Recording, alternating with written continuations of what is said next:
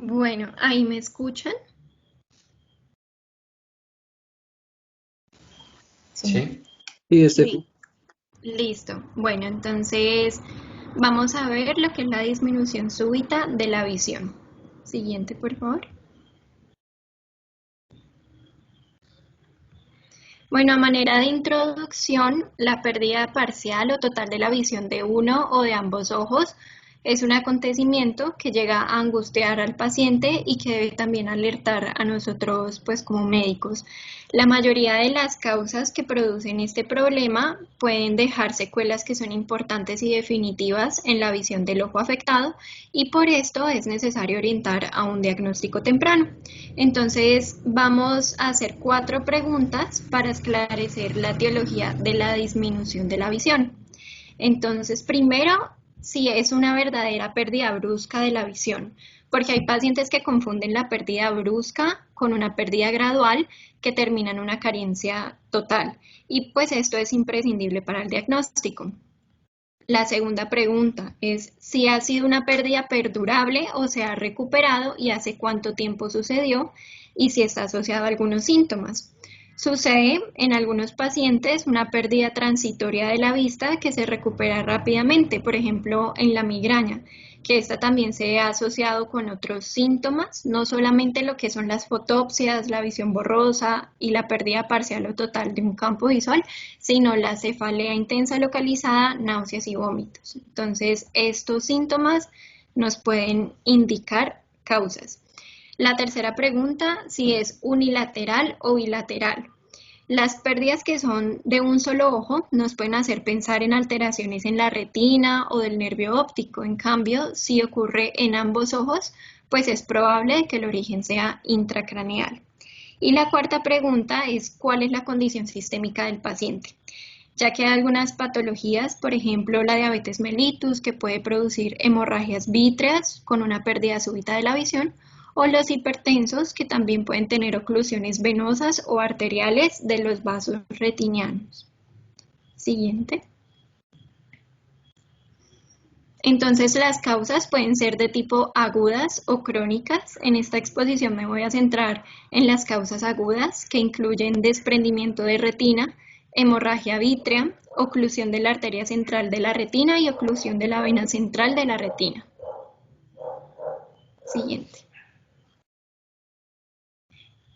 Entonces, en cuanto al desprendimiento de la retina, para que recordemos algo de anatomía, la retina es una capa múltiple de neuronas que recubren la parte posterior del ojo. Ella se va a encargar de convertir los fotones en impulsos neuronales que van a viajar a lo largo de las vías visuales hasta la corteza visual.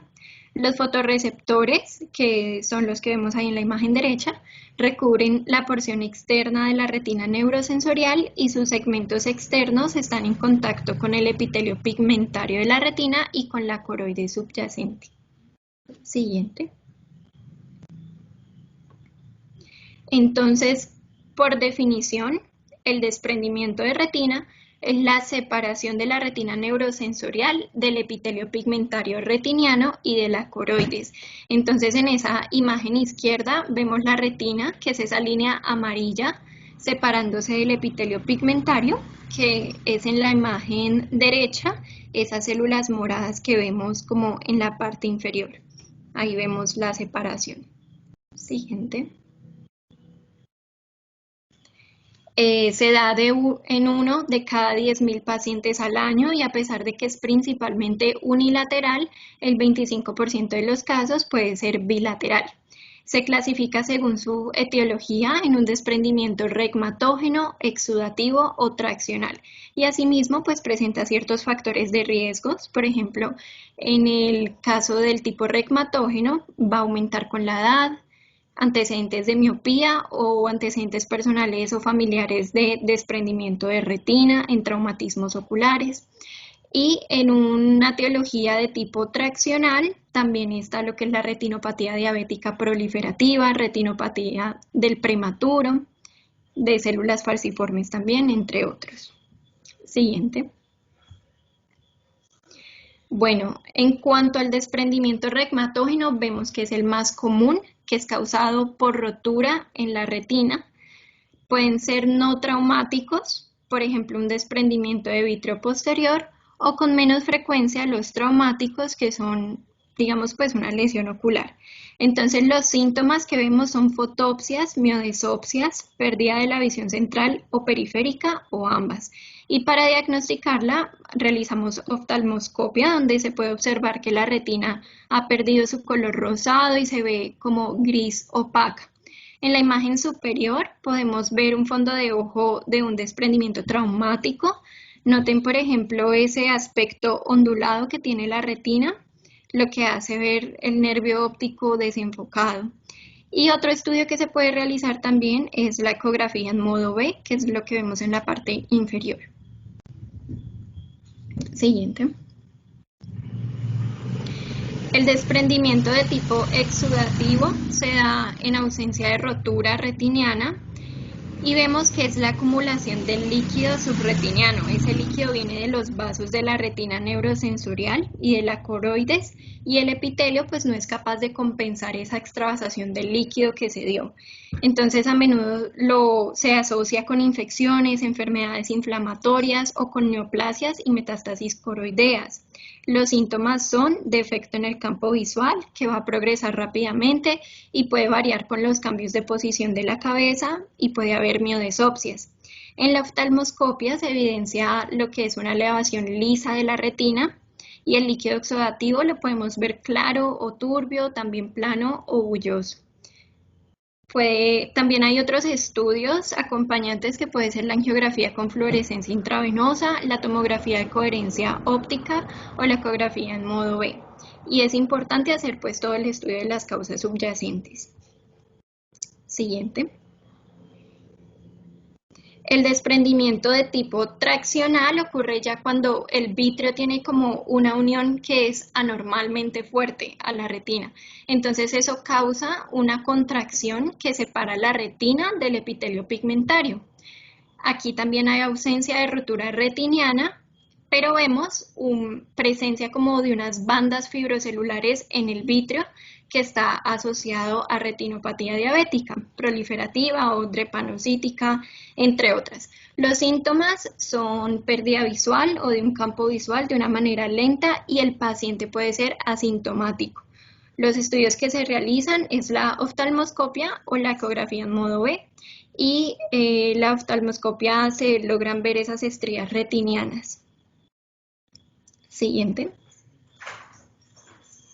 Ya el tratamiento va dirigido según el tipo. Entonces, si es reumatógeno sintomático, se busca prevenir que haya una progresión y una pérdida de la visión que se vaya a extender a mácula, y se busca que sean las primeras 24 horas. Para los desprendimientos pequeños se realiza retinopexia y creoretinopexia con láser.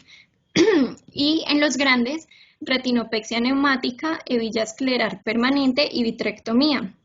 Estos últimos procedimientos también se realizan en el reumatógeno asintomático, a pesar de que suelen tener los pacientes un buen pronóstico sin el tratamiento, pero se prefiere realizarlos. En el tipo exudativo y en el tipo por tracción, pues se busca tratar las causas subyacentes, y en el de tracción se realiza vitrectomía. Y el seguimiento es estrecho, es en un día, una semana, un mes, cada 2 a 3 meses y cada 6 a 12 meses. Siguiente. Bueno, otro de los tipos es la hemorragia vítrea. Entonces, para recordar un poco de anatomía, el humor vítreo se compone de un 99% de agua, el 1% ya es colágeno y ácido hialurónico, y tiene unos límites. Por ejemplo, el posterolateral es la membrana limitante interna. El límite anterior es la cápsula posterior y las fibras zonulares del cristalino. Y el límite anterolateral es el epitelio no pigmentado del cuerpo ciliar. Siguiente.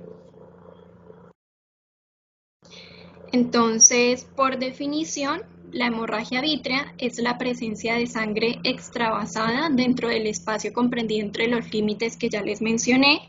El origen del sangrado puede ser varios orígenes, son 3. La causa principal es cuando la sangre es procedente de vasos anormales. Recordemos, por ejemplo, algo que decíamos en la exposición de la otra compañera esta mañana, que cuando hay procesos de isquemia, pues se liberan los factores angiogénicos que van a inducir que se produzcan una neovascularización. Entonces, estos nuevos vasos sanguíneos no tienen unas uniones endoteliales firmes y por eso van a sangrar con facilidad. Entonces, recordemos todo lo que es la retinopatía diabética, de células falciformes. Bueno, son muchas etiologías donde se da la neovascularización y es uno de los orígenes del sangrado. El segundo origen es la sangre procedente de la rotura de vasos normales, porque pues una fuerza mecánica suficiente aplicada sobre un vaso normal puede llegar a producir su ruptura.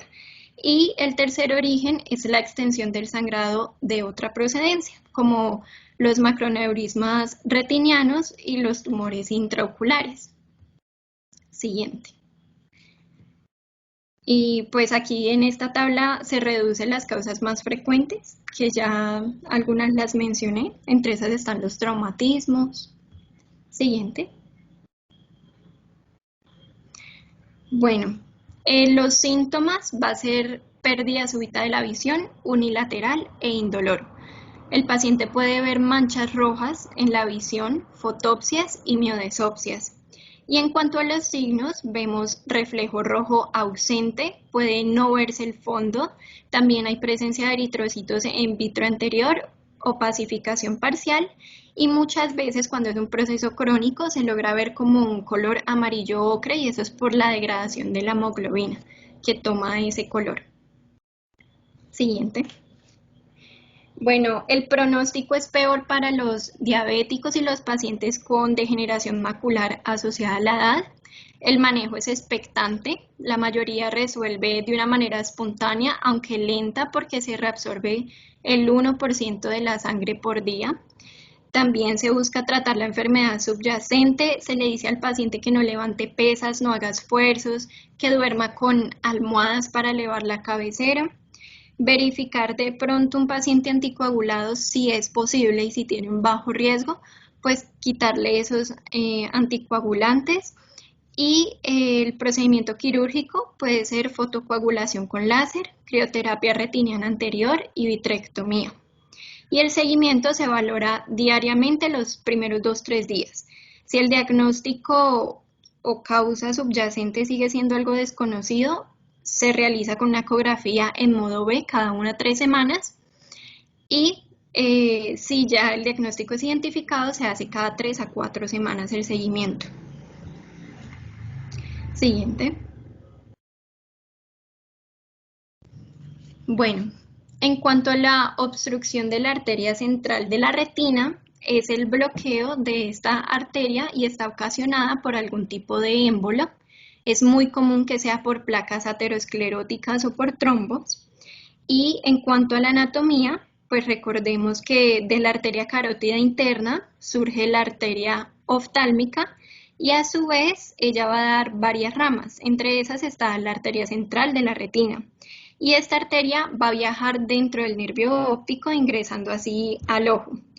Esta arteria también irriga lo que es la retina interna y la superficie del nervio óptico. Sin embargo, hay algunos pacientes que tienen como una circulación asistida por otra arteria que es la arteria ciliorretiniana. Entonces, en caso tal de que haya una obstrucción de la arteria central de la retina, hay muchos pacientes que siguen de pronto tienen la capacidad de preservar esa visión, pero solamente ocurre en el 15% de los pacientes. Siguiente. En cuanto a la epidemiología, es algo que ocurre raramente y afecta a 1 a 10 de cada 100.000 pacientes, más que todo en hombres de 60 a 65 años. Es unilateral principalmente y factores de riesgo tenemos hipertensión, tabaquismo, diabetes e hiperlipidemia. Y la etiología son 3 principales. Primero está la aterosclerosis de la arteria carótida. Segundo, la embolia cardiogénica, y eso es más común en los menores de 40 años. Y tercero, la arteritis de células gigantes en mayores de 70 años. Siguiente. Vemos un paciente con una pérdida brusca de la visión, indolora, unilateral, con una disminución de la agudeza visual y defecto pupilar aferente en el lado de la obstrucción. Y en el examen de fondo de ojo, al inicio puede parecer normal, pero más tarde aparece un blanqueamiento isquémico de la retina que es típico y también la mancha rojo cereza en la mácula.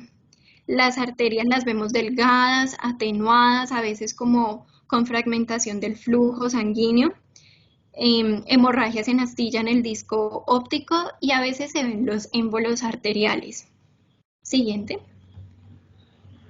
Entonces ahí en la imagen superior vemos el blanqueamiento isquémico de la retina y en la inferior una hemorragia en astilla en el disco óptico, que es lo que señala la flecha.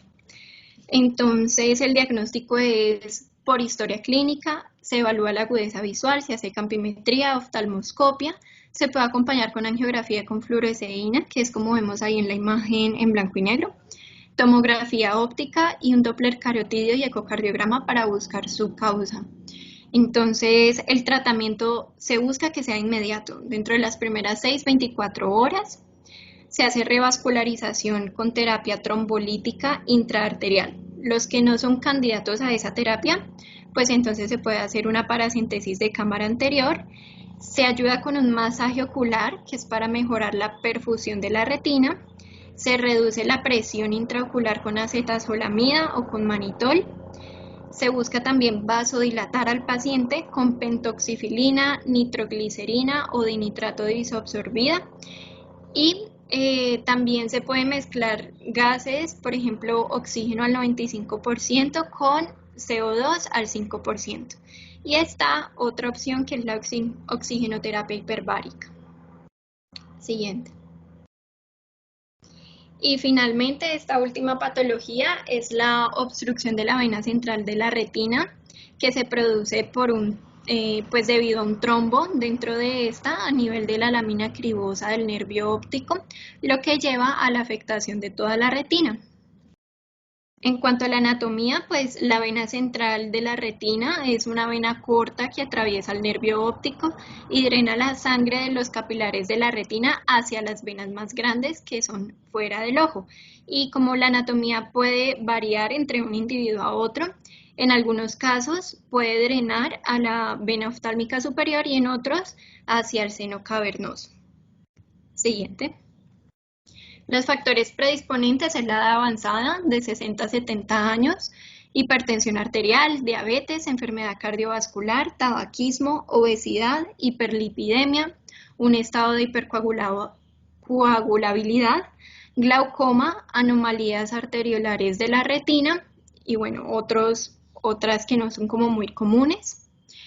Se puede clasificar en isquémica y no isquémica y hacemos esta clasificación principalmente porque debemos predecir el riesgo de neovascularización retiniana, determinar un pronóstico para el paciente y establecer cómo vamos a realizar el seguimiento del paciente. Siguiente. Entonces aquí observamos las diferencias entre la isquémica y la no isquémica, que básicamente, para resumir, la isquémica es mucho más complicada y los hallazgos al fondo de ojo son mucho más marcados, con vasos dilatados, hemorragias extensas, menor agudeza visual y mayor posibilidad de neovascularización. Y cuando hay neovascularización, pues puede llegar a complicarse a un glaucoma neovascular. Para nuestra fortuna, pues la que se presenta en la mayoría de los casos es la no isquémica. Siguiente. El paciente presenta una clínica con una pérdida súbita de la visión, indolora, unilateral, con disminución de la agudeza visual, leve a moderada cuando es no isquémico, pero es más severa cuando es isquémico. El examen pupilar puede estar normal o puede también tener un defecto pupilar aferente y la presión intraocular inicial es baja. El fondo de ojo es característico, pues lo llaman sangre y trueno. Entonces se ven venas dilatadas y tortuosas, hemorragias intrarretinianas en todos los cuadrantes, exudados algodonosos, edema del disco óptico y arteriolas atenuadas. Siguiente.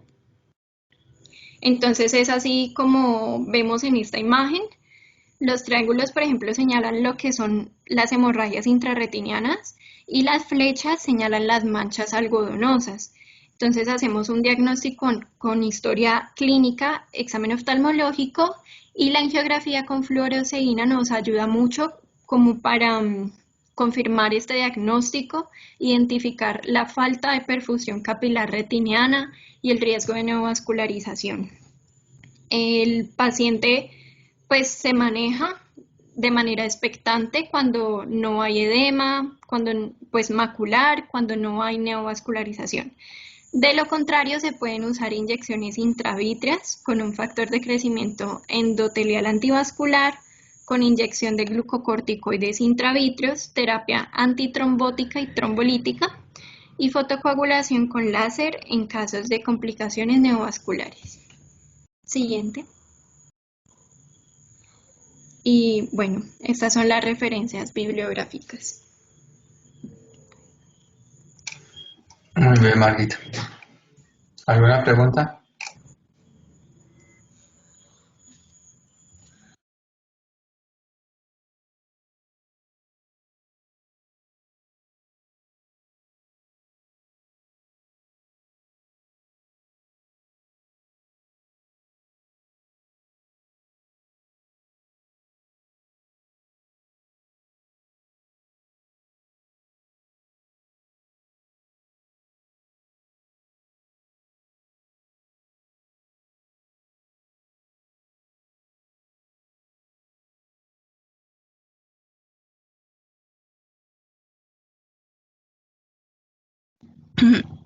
Profe, yo tengo una pequeña dudita.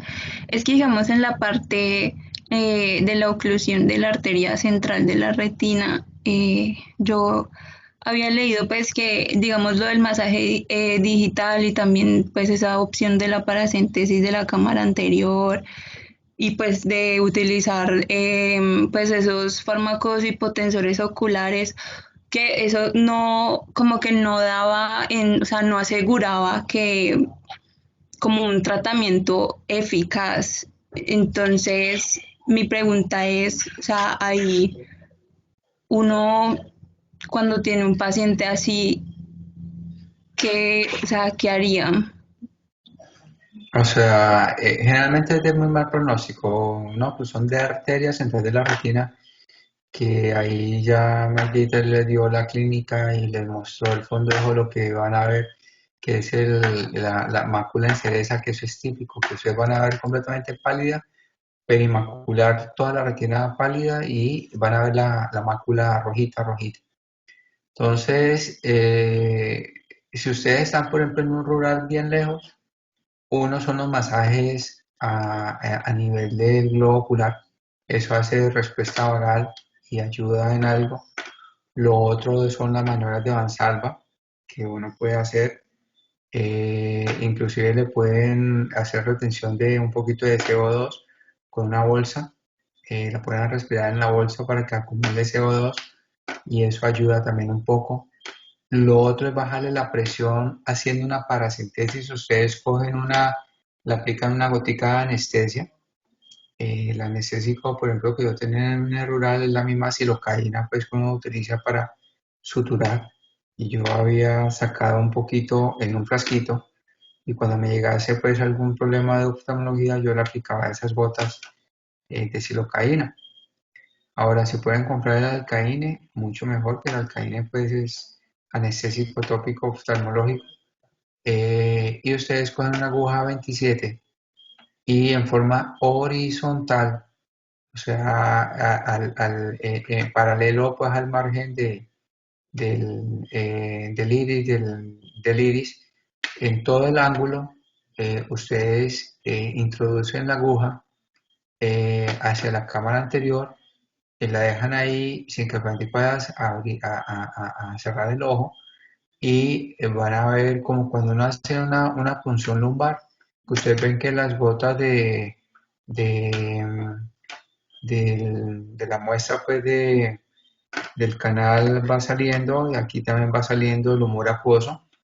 Las goticas, si le sacan varias goticas, pueden ser 4 o 5 goticas, con eso mejoran muchísimo, pueden mejorar perfusión, pueden hacer que de pronto el trombo que está ahí con la oclusión se prosiga y mejore la perfusión y mejore eso. La verdad es que es una patología muy rara. Es de una urgencia porque ya, como les comentaba, hay que hacer tratamiento generalmente en una unidad de endovascular, donde se lleva, por ejemplo, Imbaraco lo tiene, donde se lleva a este pacientico a un proceso de ir a hacer fibrólisis a nivel endovascular para mejorar esa perfusión.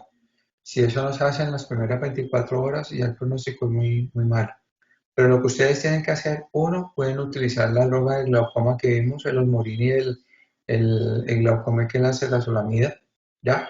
Dos, los masajes. Tres, si de pronto se sienten capaces de hacer una paracentesis, uno puede salvar un ojo con eso, pero es de cuidado, porque ustedes con la aguja pueden tocar el cristalino, le pueden ocasionar una catarata, pueden ocasionar sangrado que puede empeorar una presión intraocular, pueden generar una infección intraocular, una endoftalmitis, y ahí sí ya nos complica la vida existencial y los van a meter a ustedes en un problema médico-legal.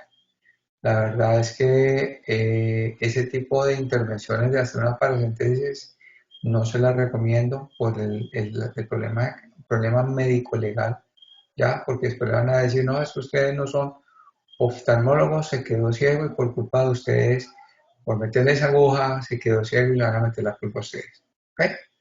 Entonces, en esa parte le mandan la droguita, le colocan la droga y lo remiten, le hacen los masajes oculares y lo remiten y nomás no se pongan a hacer otro tipo de maniobras porque es bastante complicado. Y aquí, cuando ya remiten la oftalmología, eso es lo que nosotros hacemos. Eh, Colocarle droga para bajar presión, también la pueden colocar. El Lisorbil también se utiliza, o el nitrato. Se puede, el Lisorbil lo pueden utilizar, eso baja presión y puede mejorar perfusión sanguínea en al vasodilatar esos vasos. Pero no se pueden hacer más otras maniobras como la que le acabo de explicar. Eso ya es de manejo de oftalmología. Yo lo he hecho y es muy raro esto. He hecho paracentesis mientras se lleva el pacientico a la intervención endovascular para colocar droga antifibrinolítica.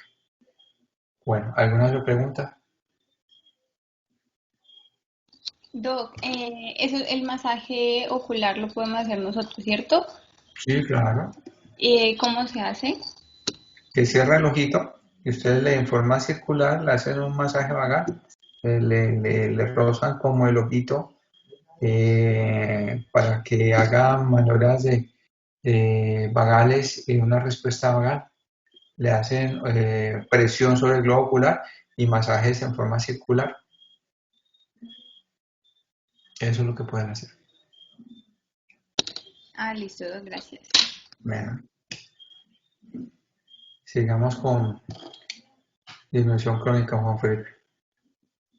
Listo, muchas gracias. Bueno, entonces, cuanto a la disminución crónica de la visión, pues aquí están presentes diferentes patologías pues, que ocasionan esta disminución de la agudeza visual. Da la siguiente, entonces, entre las cuales pues, encontramos las cataratas, el cual se define pues, como una opacidad parcial o total del cristalino que puede causar visión borrosa o distorsionada, problemas de deslumbramiento o, en casos muy avanzados, la ceguera. La palabra deriva del latín catarrexes, que significa cascada, y es una causa importante de ceguera reversible en todo el mundo. Da la siguiente. En cuanto a la epidemiología, los casos de ceguera por catarata han aumentado de 12,3 millones en 1990 a 20 millones en el 2010, y la proporción de esta ceguera por cataratas oscila entre el 12,7% en América del Norte y el 42% en el sudeste asiático. En la mayoría de los estudios pues, es más frecuente en las mujeres que en los hombres, y esas cataratas ocurren en mayor frecuencia con la edad y pueden ser una parte normal del envejecimiento. Sin embargo, la malnutrición, las agresiones metabólicas, las exposiciones excesivas a la luz solar u otras fuentes de radiación, los traumatismos y ciertos medicamentos como la cortisona pueden acelerar su desarrollo. La mayoría de esos factores de riesgo pues, son estresantes ambientales que conducen a la formación de toxinas o al deterioro de los antioxidantes. La siguiente, por favor. Entonces, en cuanto a la presentación clínica, la sintomatología de la catarata está relacionada con la alteración, la disminución y finalmente la pérdida de la visión. Este desarrollo de las cataratas pues, es un proceso progresivo e indoloro que varía mucho entre los individuos y los pacientes pues, suelen presentar los síntomas bilaterales y se quejan pues, de dificultad, por ejemplo, para conducir de noche o para leer las señales de tráfico o inclusive las letras pequeñas. La mayoría de los casos ocurre en pacientes mayores de 60 años y la presentación clínica de esas cataratas relacionadas con la edad, como las no relacionadas con la edad, pues es básicamente la misma. El signo característico de la catarata es la presencia de opacidades en el cristalino que se pueden ver con la iluminación directa, la cual se ven como un aspecto blanco o grisáceo. Da la siguiente, por favor. Entonces, en cuanto al examen físico, pues el del paciente cataratoso comienza primero con la toma de la agudeza visual, la cual puede ser disminuida en distintos grados. La opacidad del cristalino puede confirmarse mediante un examen de fondo de ojo no dilatado con un oftalmoscopio directo y puede haber opacidades dentro del reflejo rojo o un oscurecimiento del detalle del fondo de ojo. Esto en ausencia de otros síntomas visuales como ojos rojos u otras anomalías observadas en el examen de fondo de ojo. También pues en el diagnóstico se van a observar lo que son las pupilas que reaccionan de modo normal tanto al estímulo fotomotor como el consensual. El examen biomicroscópico me va a permitir determinar la localización y la intensidad de la opacificación. Es importante determinar, digamos, el estado retinal y descartar cualquier patología de la misma mediante la oftalmoscopía, tanto directa como la binocular indirecta. Y si los medios pues, no permiten ver bien el fondo de ojo, se debe recurrir a la ecografía ocular para determinar el estado retinal. Es decir, pues si la retina se encuentra aplicada o si existe la presencia de un tumor. En casos ya muy seleccionados, por ejemplo en niños muy pequeños, se puede recurrir al electroretinograma o a los potenciales visuales evocados para determinar si el niño está viendo o no. Da la siguiente, por favor.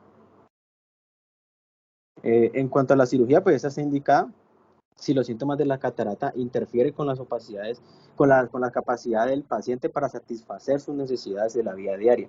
No existen criterios basados en el nivel de agudeza visual y generalmente esta indicación y el momento de la cirugía van a depender hasta cierto punto de la presencia o ausencia de enfermedades oculares coexistentes, donde puede ser el especialista quien debe evaluar qué proporción o aspecto de la visión disminuida se explica por la catarata en presencia pues, de una patología coexistente como lo puede ser por ejemplo una degeneración macular relacionada con la edad o el glaucoma o incluso una retinopatía diabética. Incluso pues si parece que la catarata explica solo parcialmente la pérdida de la visión, la cirugía puede estar indicada si el otro proceso de la enfermedad está bajo control y el paciente pues comprende que el pronóstico de la recuperación completa de esta agudeza visual es reservado. Entonces, muchos pacientes con problemas de visión por catarata y esta degeneración macular o por retinopatía diabética tienen una mejora significativa en la función de la visión después de esa extracción de las cataratas, incluso cuando la enfermedad retiniana coexistente impide la recuperación de la visión. Unas pruebas complementarias también que se pueden realizar antes de la operación son el medidor de agudeza potencial, el cual puede proporcionar información útil para asesorar si es probable que la cirugía de las cataratas produzca una mejora en la visión del paciente con esa patología coexistente. Y la cirugía pues consiste en extirpar el cristalino mediante diversas técnicas, ya sea intracapsular, extracapsular, mediante la facoemulsificación y se corrige, pues la corrección óptica se hace con un lente intraocular o en algunos casos puede ser con lentes de contacto o inclusive gafas o anteojos. Da la siguiente, por favor. Entonces, pues, dependiendo pues, del tipo de catarata, pues así va a ser el procedimiento y pues esas cataratas pues, existen numerosas causas y variedades, por lo cual pues también tienen muchas maneras de clasificarlas y una forma pues básica de diferenciarlas es separarlas en lo que son cataratas congénitas, que es la que se define como la opacidad del cristalino presente al nacimiento o que se desarrolla durante el primer año de vida, que se conoce también como catarata infantil, y las adquiridas, que son aquellas que se obtienen, por ejemplo, con la edad, como la senil, o por enfermedad metabólica, una diabetes, por ejemplo, también las que son secundarias a traumas, a toxinas, a radiaciones o a medicamentos. La siguiente. Entonces, pues en cuanto a la catarata senil, es la catarata del adulto, es la que está relacionada con la edad. Suele ocurrir, generalmente dice que después de los 30, 40 años, aunque pues algunos textos decían que una prevalencia del 75% en personas mayores de 65 años, generalmente es progresiva y dependiendo pues de donde se instaura, así mismo se va a clasificar. Entonces puede ser una catarata senil nuclear, que es la que se encuentra en el núcleo del cristalino. Aquí este núcleo pues se va a esclerosar, se va a poner duro y va a aumentar en su pigmentación. Estos cambios iniciales pueden que no sean fácilmente reconocidos, pero se manifiesta en primera instancia de un color amarillo y cuando ya está de una forma más avanzada cambia a un color marrón. Esas cataratas determinan mejor la visión de cerca que de lejos y los pacientes pueden presentar una diplopía debido al efecto prismático del núcleo esclerosado. Cuando esta catarata se hace avanzada, pues puede disminuir la función fotópica de la retina y dice que suele incrementar la miopía debido al aumento de la refracción de la luz. Por otro lado, tenemos la catarata cortical, senil cortical, que es la que se ubica pues, en la corteza. Es una de las formas más frecuentes, puede ocurrir en forma aislada o en asociación con la esclerosis nuclear. Comienza con formación de vacuolas y progresa a la formación de hendiduras transparentes entre las lamelas corticales. Estas hendiduras se opacifican y se expanden debido a que hay una hiperhidratación, generando lo que son opacidades en forma de cuña que determinan una disminución variable de la agudeza visual y de la sensibilidad de contraste. Los síntomas típicos incluyen lo que son la fotofobia por dispersión de luz, siendo pues estos síntomas más intensos durante la noche. Y tenemos por último la subcapsular, que es la que se ubica en la cápsula. Estas cataratas se ven en pacientes más jóvenes, ya que pues, este grupo está expuesto a los diferentes factores de riesgo ya mencionados, como el diabetes mellitus, el uso de corticoides, traumas, inflamación, irradiación, etc. Entonces, pues son fibras las cuales se encuentran muy cerca a la cápsula anterior o posterior y generalmente produce una disminución de la visión de cerca. Entonces, debido pues a la limitación de la miosis y al reflejo de acomodación que acompaña, por ejemplo, a la lectura. Entonces, también puede presentar deslumbramiento y si la opacidad subcapsular pues compromete el área pupilar, la visión puede disminuir drásticamente. Da la siguiente, por favor. Entonces, pues en cuanto a la clasificación, también hay otro modo de clasificarla por medio de sus estadios, donde pues una catarata senil puede ser subcapsular inmadura o madura o hipermadura, y puede ser una catarata senil cortical inmadura, madura o hipermadura. Todo esto depende pues del estadio de la catarata. Entonces tenemos que una catarata inmadura es la catarata inicial, es la catarata pequeña, la focalizada, la que no opaca totalmente el cristalino y que me va a generar una alteración mínima de la visión, que es la imagen que vemos en el medio, en el centro. Al contrario, la catarata madura, que es ya una pacificación completa del cristalino, donde se va a ver el cristalino opaco con un color blanco nacarado y que me va a impedir la exploración en el fondo de ojo. La catarata hipermadura, ya ves que también se va a presentar la opacidad en el cristalino y aparte de eso va a presentar unos pliegues en la cápsula anterior. Estos pliegues dice que se forman por la filtración de proteínas a través de la cápsula, dejándola corrugada y ocasionalmente encogida. Y hay otro tipo de catarata, que es la catarata de Morgani o la catarata morganiana, que ocurre cuando toda la corteza se ha licuado y el núcleo queda flotando en el interior del saco capsular. Como no existe pregunta de tratamiento farmacológico para esas cataratas, pues el tratamiento estándar es la extracción quirúrgica del cristalino opaco y la implantación de un lente intraocular. Da la siguiente. Entonces tenemos las cataratas por enfermedad metabólica, que la enfermedad metabólica más frecuente aquí va a ser la diabetes mellitus, la cual va a acelerar la aparición de esta catarata senil y que va a producir por sí misma un tipo de catarata que se presenta como opacidades puntiformes en ambos ojos. Es decir, que se forma como, dice que se forma como en copos de nieve, la forma como en copos de nieve.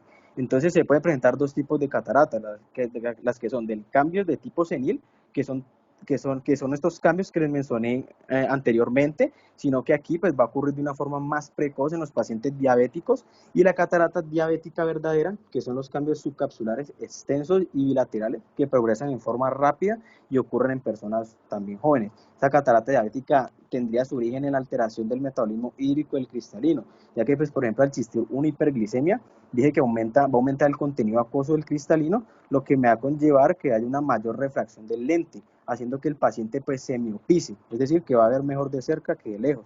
Lo contrario ocurre cuando hay una hipoglicemia, que va a llevar a una pérdida acuosa, es decir, una disminución de la refracción cristalina y como consecuencia la hipermetropización.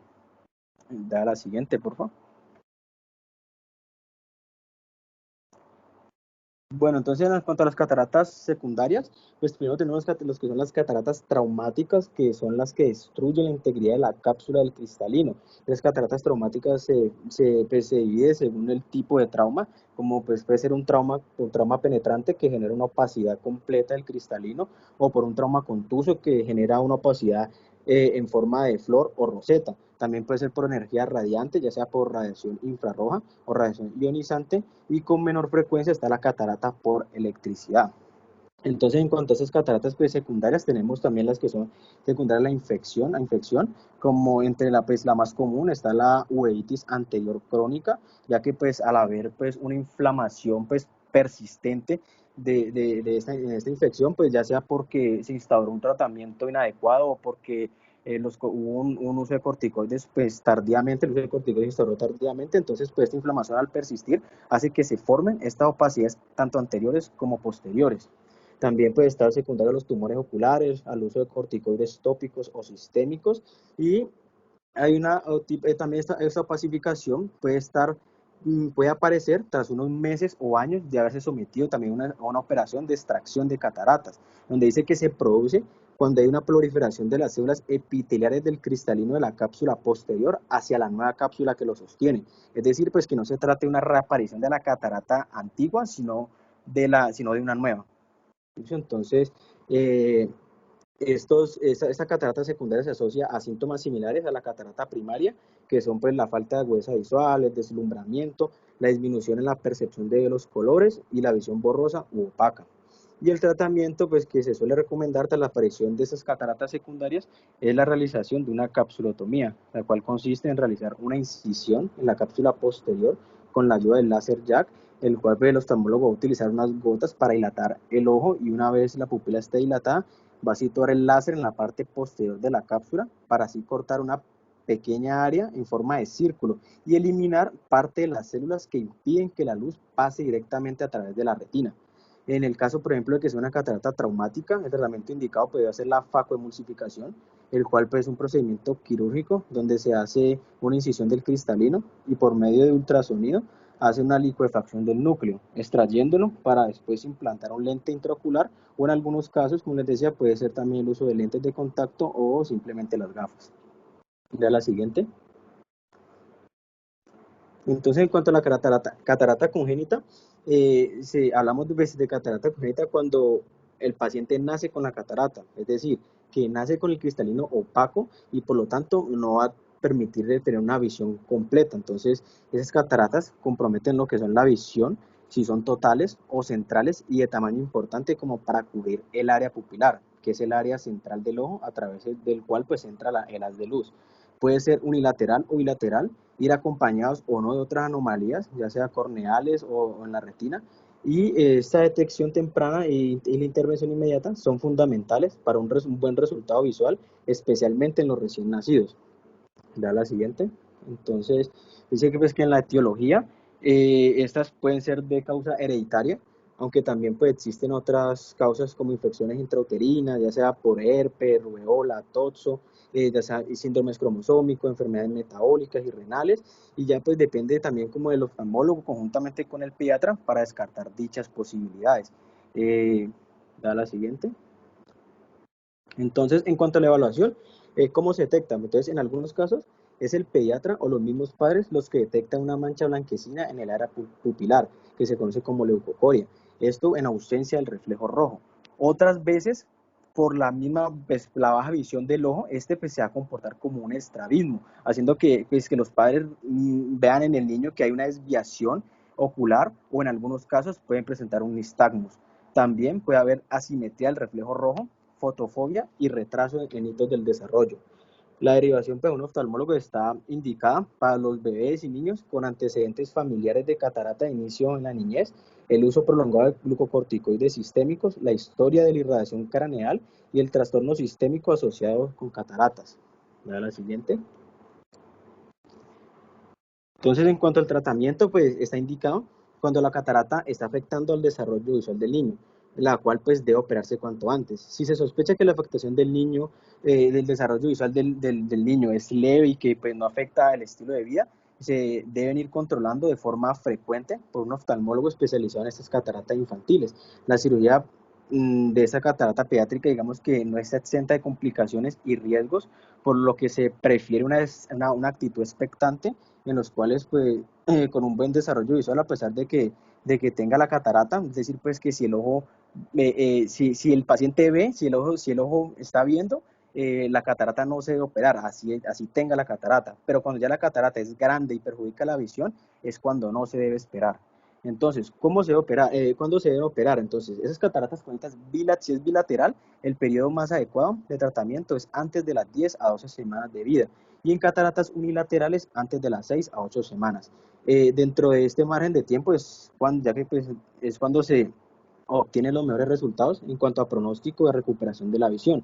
Y ya que pues, en las primeras semanas de vida son de gran importancia para la estimulación visual y para que no se desencadenen como esos mecanismos cerebrales del ojo vago. Necesitamos pues recibir lo que son los estímulos visuales al nacimiento para iniciar el desarrollo visual de forma correcta, por lo que pues el tiempo aquí es un factor importantísimo. ¿Da la siguiente?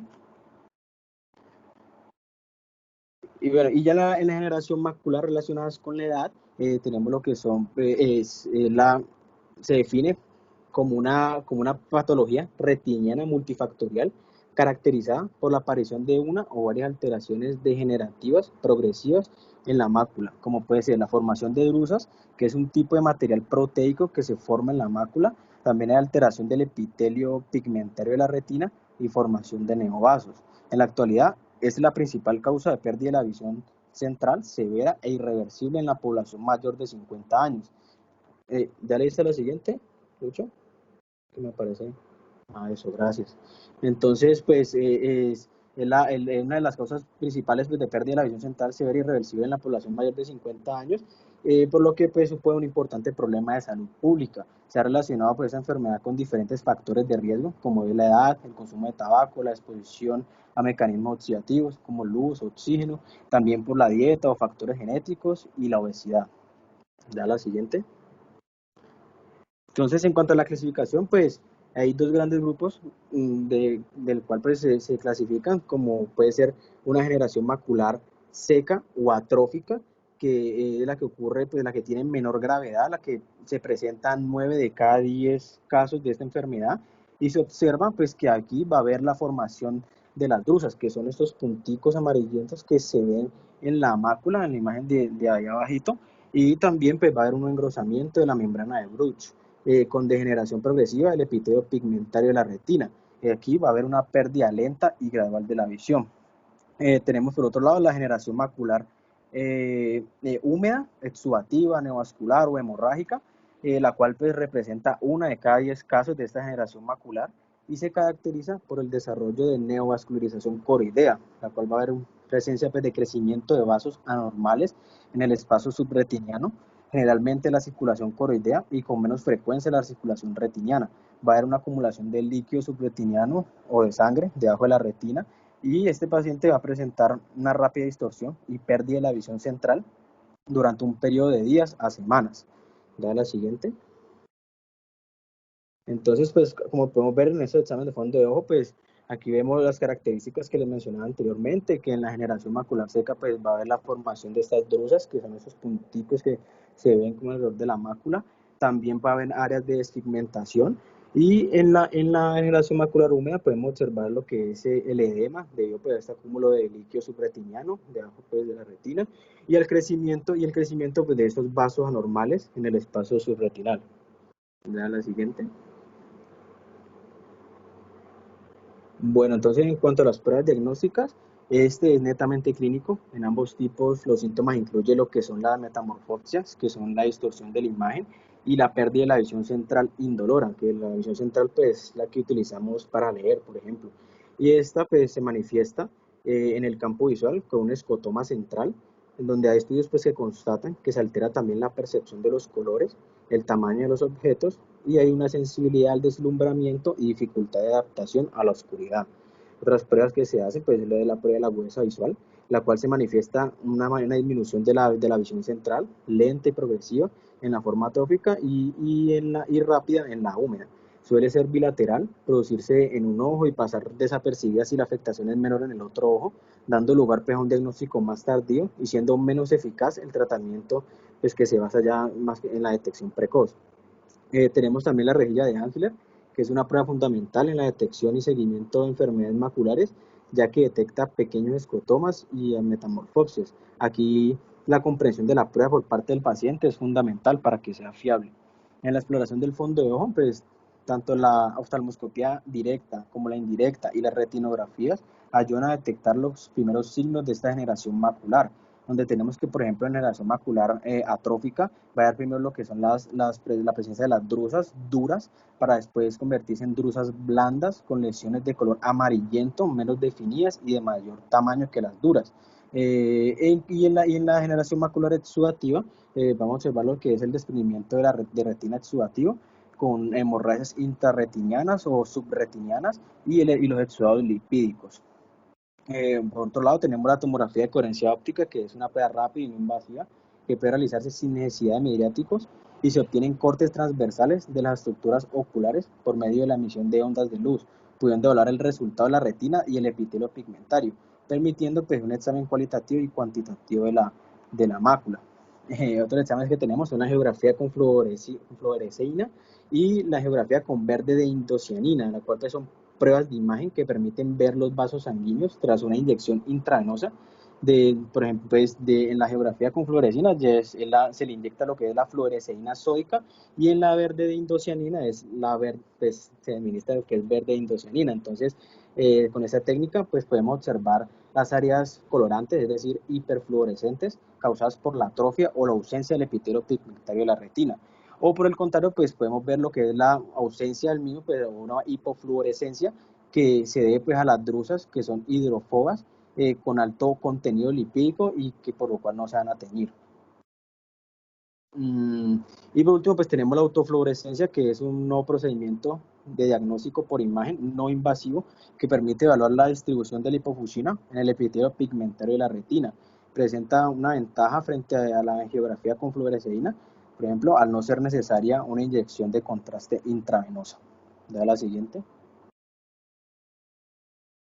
Y en cuanto al tratamiento, pues actualmente no existe un tratamiento específico para esta generación macular, tanto atrófica como húmeda, aunque se dice pues que consumir una determinada fórmula de dosis elevadas de vitaminas y suplementos minerales pueden reducir el riesgo de progresión de esta generación macular seca a una generación macular más avanzada como la húmeda. Entonces, en el tratamiento de generación macular atrófica, la fórmula va a ser con vitaminas AREDS, que se halló pues que ingerir una combinación de dosis altas de vitaminas antioxidantes y zinc puede reducir pues el riesgo de esta progresión de esta generación macular seca a una etapa pues más avanzada en un 25% aproximadamente. Estas altas dosis de vitamina antioxidante y zinc, pues de esta fórmula incluye lo que son 500 miligramos de vitamina C, 400 unidades internacionales de vitamina E, 15 miligramos de betacaroteno, 80 miligramos de zinc, 2 miligramos de cobre. Con dicha fórmula pues digamos que no se espera recuperar la visión perdida, pero sí es un complemento que puede beneficiar a los pacientes con alto riesgo de progresión a una fase avanzada. Por otro lado, tenemos lo que es el lampalizumab y el mitsutaz, que son dos nuevos medicamentos que están investigando para el tratamiento de esta generación macular seca. El emicizumab se administra oralmente y el lampalizumab con inyecciones intravítreas, frenando pues, lo que es la progresión de esta generación macular en los pacientes que tienen unas características genéticas determinadas. Y en el tratamiento de la generación macular exudativa, también pues, se ha indicado lo que es el suplemento con zinc y vitaminas antioxidantes. Se ha indicado también el uso de inhibidores de la angiogénesis, como son pues, el Avastin, el Eylea, el Lucentis, el Macugen, la cual pues, tiene como función de bloquear el factor de crecimiento endotelial vascular y el factor de crecimiento placentario, que son los que promueven ese crecimiento normal de los vasos sanguíneos.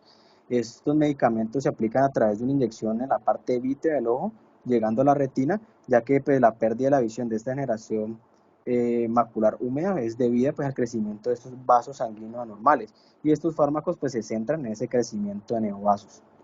Y también pues, otro método que pues el método no inyectable. Entonces tenemos lo que pueden ser tratadas con los que son pues la terapia fotodinámica y la cirugía láser, cuyo pues, objetivo es detener el crecimiento de nuevos vasos sanguíneos y se puede retrasar pues la progresión de la pérdida de la visión.